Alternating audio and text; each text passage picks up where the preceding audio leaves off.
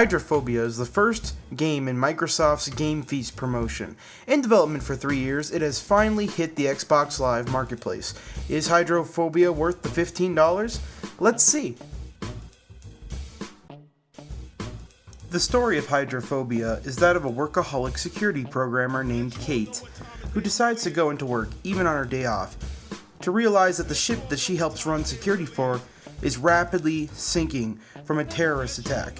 Now she has to escape. The campaign is about 4 to 5 hours long with very little replayability. Aside from a couple of collectibles here and there, there's no real reason or desire to go back and play again. Not to mention that Hydrophobia has possibly one of the worst endings in video game history. Another thing that bugs me about Hydrophobia is its inconsistency to separate its acts and checkpoints. Act 2 is the longest act in the game.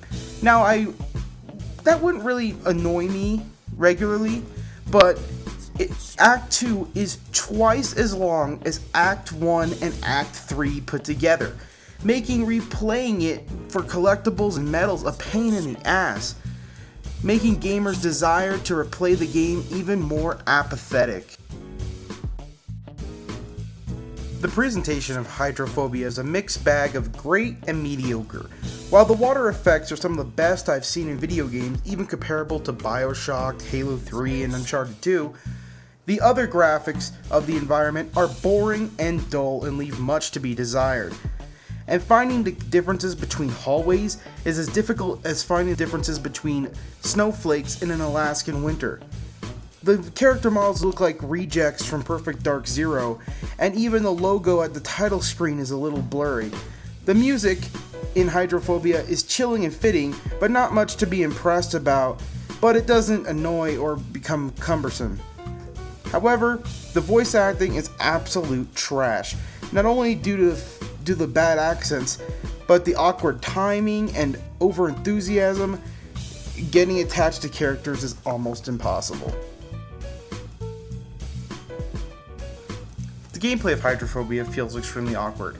Everything from iffy control decisions, such as making jump a Y button plus a tap up on the analog stick, to making bad mechanics, such as using cover on only very specific walls, which can be difficult since, every wall looks exactly the same in this game.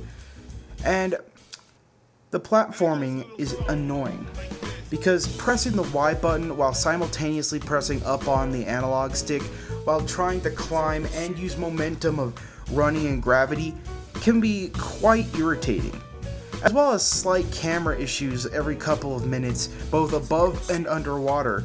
This can make everything pretty cumbersome. Combat is no less bad, seeing as the cover mechanic only works on set gray walls and set hallways, and it's also not easy to get into or out of. And you can't really fire using the aim by pressing the analog stick in, because not only does it expose you to your enemies who have much more powerful weapons than you, but it just makes blind firing the only way to actually kill things in this game. Now, they also give you the most annoying gun in video game history, the Sonic gun. It is absolute trash, and if it weren't for the hundreds of oil canisters placed throughout the game, it would be almost useless.